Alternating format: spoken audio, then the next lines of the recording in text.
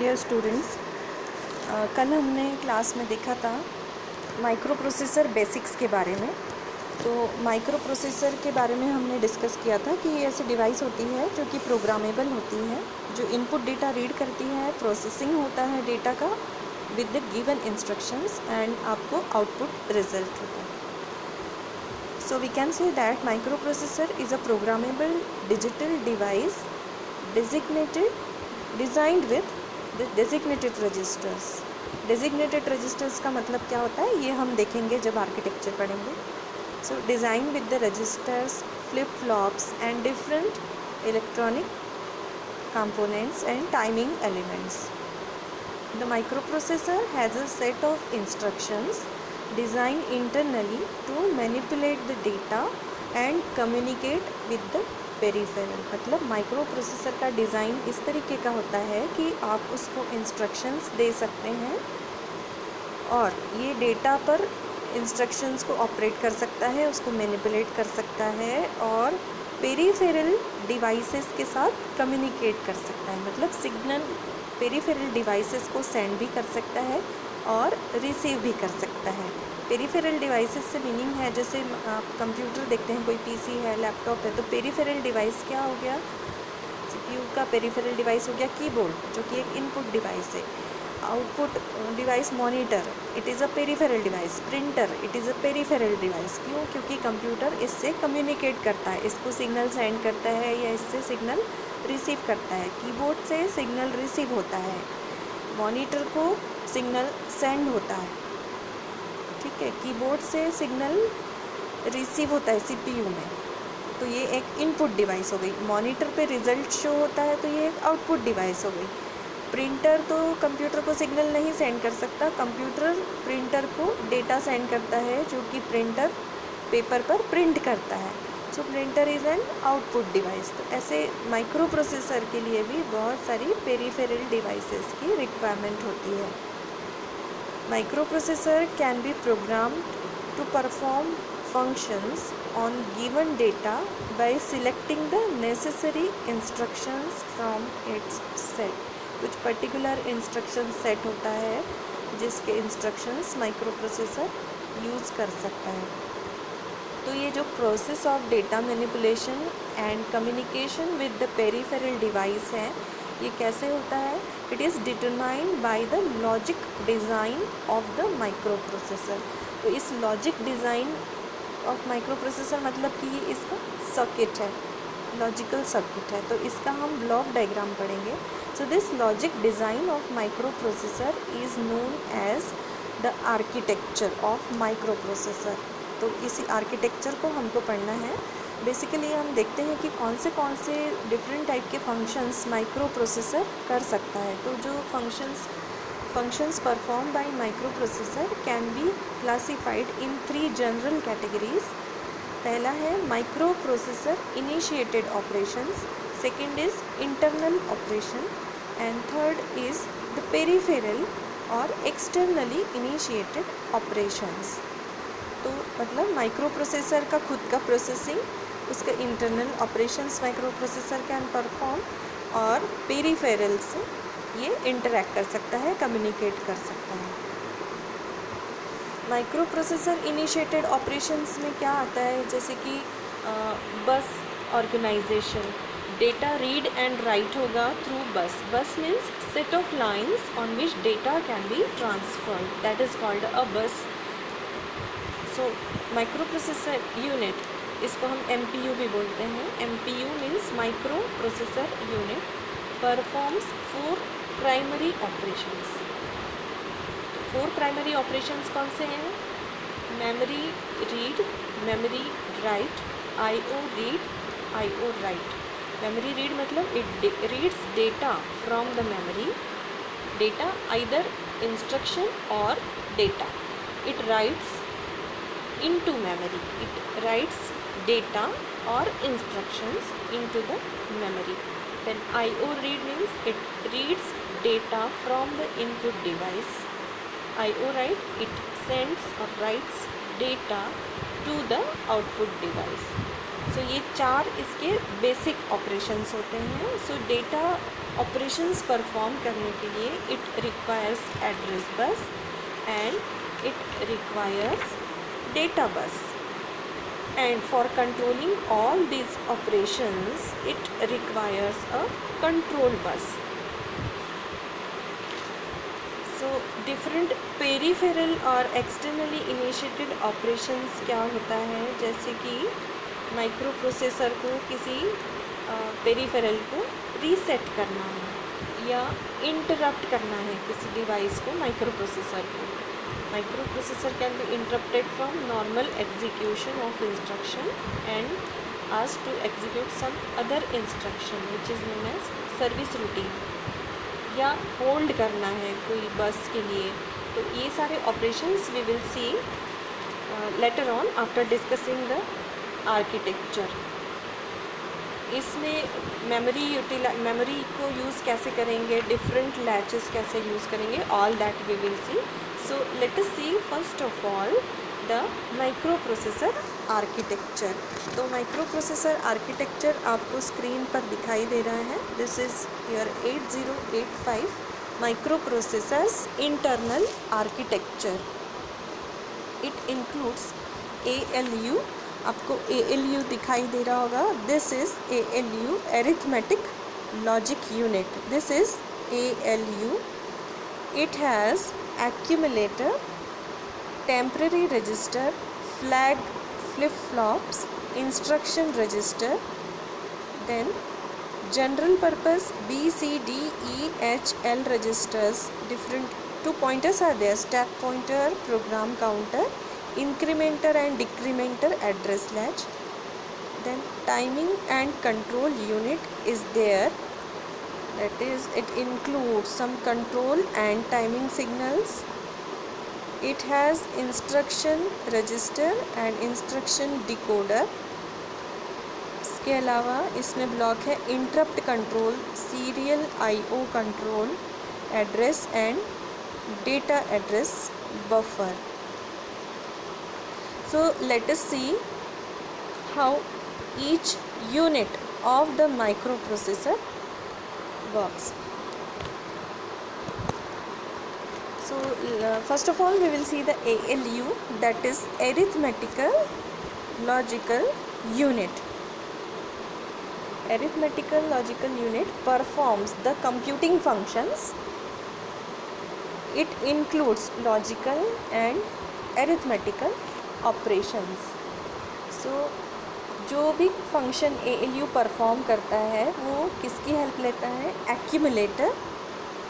This accumulator and the temporary registers, they are used to hold data during arithmetical and logical operations and the result of the operation is stored in the accumulator. इसके बाद है और flag flip flops, इसको कहते हैं हम flag register. The flags are affected by ALU operations.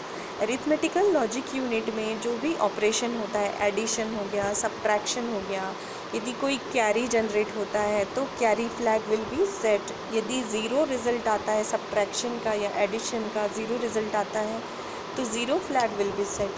It will count the parity of the result and so on. So according to the operation performed in the ALU, जो भी result आएगा उसके according flag register will set or reset it flag.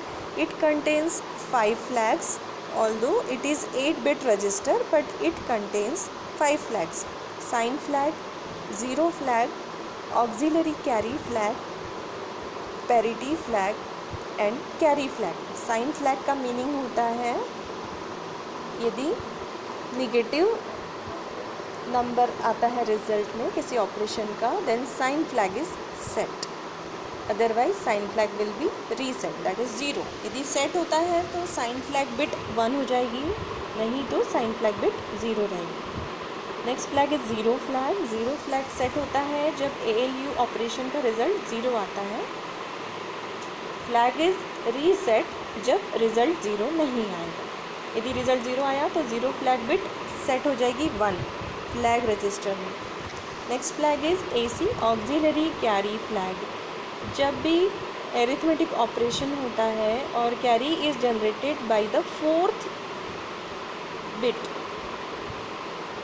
After a nibble, it will be passed on to the next bit, then the auxiliary carry is set. This flag is used only internally, especially for BCD operations, binary coded decimal operations के लिए use होता है. यदि carry fourth bit में carry generate नहीं होता है तो ऑक्सिलरी कैरी बिट 0 रहेगा. देन पैरिटी फ्लैग होता है. It counts the parity. यदि even number of bits are 1, then the parity flag is set. यदि number of bits are odd, then the parity odd bits are 1, then the parity flag will be 0, reset. Carry flag. If arithmetic operation results in a carry, then the carry flag is set, otherwise it is reset. So सबसे ज़्यादा internally BCD arithmetic operation के लिए auxiliary carry is used, and remaining 4 flags 0 and carry flags are the most commonly used flag. So ये 3 registers हमने पढ़े, accumulator, temporary register and flag flip-flops, which are used during the arithmetical and logical calculations. इसके बाद हम देखेंगे instruction register and instruction decoder. क्या होता है जब भी इंस्ट्रक्शन रजिस्टर इंस्ट्रक्शन रीड करता है माइक्रो प्रोसेसर, तो it reads data from the data and address buffer. Address से एड्रेस रीड होता है, डेटा से डेटा रीड होता है. जो भी इंस्ट्रक्शन होगा हेक्साडेसिमल फॉर्मेट में होगा या बाइनरी फॉर्मेट में होगा, that will be red by the micro processor. So data से माइक्रो प्रोसेसर रीड करेगा, डेटा बफर से इंस्ट्रक्शन रीड होगी, इंस्ट्रक्शन रजिस्टर में स्टोर होगा. इंस्ट्रक्शन रजिस्टर से इंस्ट्रक्शन को डिकोड करेगा माइक्रो प्रोसेसर, क्योंकि माइक्रो प्रोसेसर को जिस फॉर्मेट में इंस्ट्रक्शन होता है उसको बाइनरी में डिकोड करेगा. मशीन साइकिल यूज़ होगा उसके लिए. जब इंस्ट्रक्शन डिकोड हो जाएगा, वो डिकोडेड इंफॉर्मेशन कहाँ कहाँ पर जाएगी, that decoded information will be send to timing and control unit of the microprocessor. The timing and control unit synchronizes all the microprocessor operations with the clock and generates the control signals required for communication between the microprocessor and its peripheral. तो basically समझ में आया, it is used for synchronization of the microprocessor operations. Different control signals are similar to a synchronized pulse signal in a CRO. The read signal, RD bar signal, you can see the signal RD bar, WR bar. So these signals are the synchronized pulses indicating the availability of data on the data bus. Now we will see the important register array, that is you can see B register, C register. Bracket में जो 8 लिखा है इसका meaning है कि this register is 8 bit wide. You can use register pair BC of 16 bits. Otherwise you can singly use 8 bit B register, 8 bit C register, 8 bit D register, 8 bit E register, 8 bit H register, 8 bit L register. Stack pointer, program counter and incrementer and decrementer address latches are of 16 bits. Other than this, temporary registers W and Z can be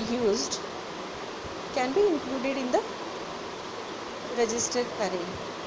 These registers are used to hold 8-bit data during the execution of some instruction. However, because they are used internally, they are not available to program it. So this address and data buffer is used to read the address and read-write the data. See, address buffer से सिर्फ data generate होता है. It can write the address. Microprocessor generates the address, therefore it will write the address to the bus, but it can read and write the data. Therefore data buffer के बाद में जो बस बना है वो बाई डायरेक्शनल बस है, AD0 to AD7. तो ये 8 bits data bus is available in the micro processor. इसके अलावा इसमें और यूनिट है interrupt control unit. Whenever any external device wants to interrupt the microprocessor, it can send the request on the INTR pin, RST 5.5, 6.5, 7.5 trap pin.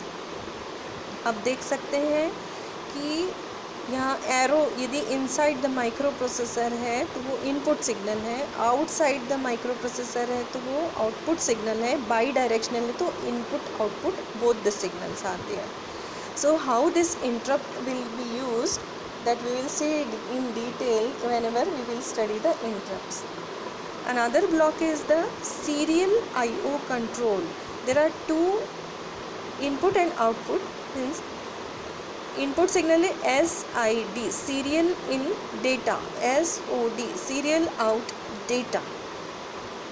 Whenever it wants to send the data serially, SID pin is used. It wants to read the output data, outside the data it uses SOD. So this was the microprocessor architecture description. We will see the data flow now, how the data will be flowing.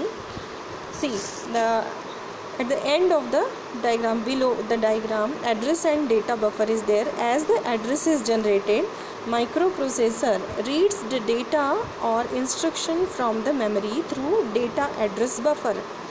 जैसे ही यहाँ से data read होगा, यहाँ side में arrow बना है, it will be send to the 8-bit internal data bus. 8-bit internal data bus से data will be send to accumulator to send to instruction register. First of all instruction register से data जाएगा instruction decoder में, जहाँ पर instruction decoder will decode that data. वो data decode करने के बाद माइक्रो प्रोसेसर को समझ में आ जाता है कि ये इंस्ट्रक्शन है या डेटा है. यदि इंस्ट्रक्शन है तो timing and control unit different parts में वो इंस्ट्रक्शन माइक्रो प्रोसेसर को सेंड करता है. Different required signals will be generated by this unit and data is send to accumulator and different registers. You can see the bidirectional bus is there. For the general purpose register, data is sent to different registers. Program counter contains the address of the instructions. Stack pointer contains address of the stack. And this data will be sent to arithmetical logical unit for the calculation. Now ALU performs calculation and accordingly the flags are set and result is stored in the accumulator, from where the data result can be sent to data address buffer and can be written back to the memory or the peripheral. So this is the data flow in 8085 microprocessor. So at the end of this class I would like to ask you the flow chart of the data flow. You can make a smart flow diagram how data flows in the microprocessor, means at what stage which unit is used for data, different units and their task in a short that you have to write as assignment and send back in the group.